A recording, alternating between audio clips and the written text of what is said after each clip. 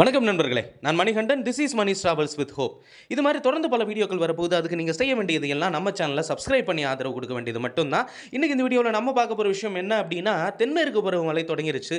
அதனால் கேரளாவுக்கு அந்தனுடைய அழகை பார்க்குறதுக்கு சுற்றி பார்க்கணும் அப்படின்னு நிறைய பேருக்கு ஆசை இருக்கும். அது மட்டும் இல்லாமல் கர்நாடகா, இன்னும் கோவாவுக்கு போகணுன்னு நிறைய பேருக்கு ஆசை இருந்து அவர்கள் தங்களுடைய திட்டங்களை அமைச்சிருப்பாங்க.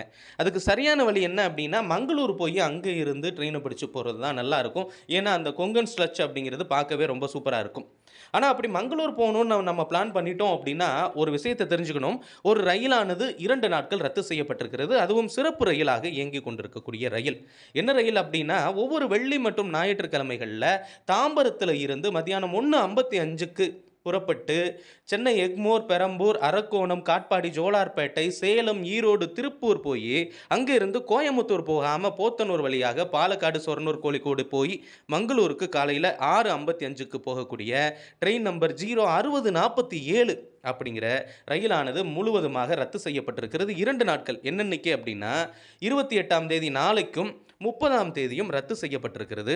அதனால் இந்த ட்ரெயினில் நம்ம முன்பதிவு செஞ்சோ அல்லது முன்பதிவு செய்யாத பெட்டிகளில் ஏறி பயணிக்கணும்னு நினச்சிருந்தா நிச்சயமாக அந்த பயணத்தை மாற்றி அமைத்து கொள்ள வேண்டியது அவசியம்.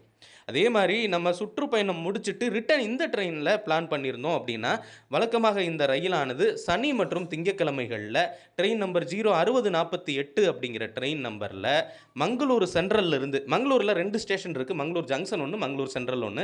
மங்களூர் சென்ட்ரலில் இருந்து மத்தியானம் 12 மணிக்கு சரியாக கிளம்பக்கூடிய ட்ரெயின் மறுநாள் அதிகாலை முன்னாடி சொன்ன அதே ரூட்டு வழியாக 4:55 மணிக்கு 4:45 மணிக்கே வந்துடும் வைங்களேன், தாம்பரத்தை வந்து சேரும். எக்மோர் வழியாக வருது அப்படின்னா திருச்சி வழியாக செல்லக்கூடிய ட்ரெயின் கிடையாது. வழக்கமான அதே காட்பாடி, ஜோலார்பேட்டை ரோட்டில் தான்.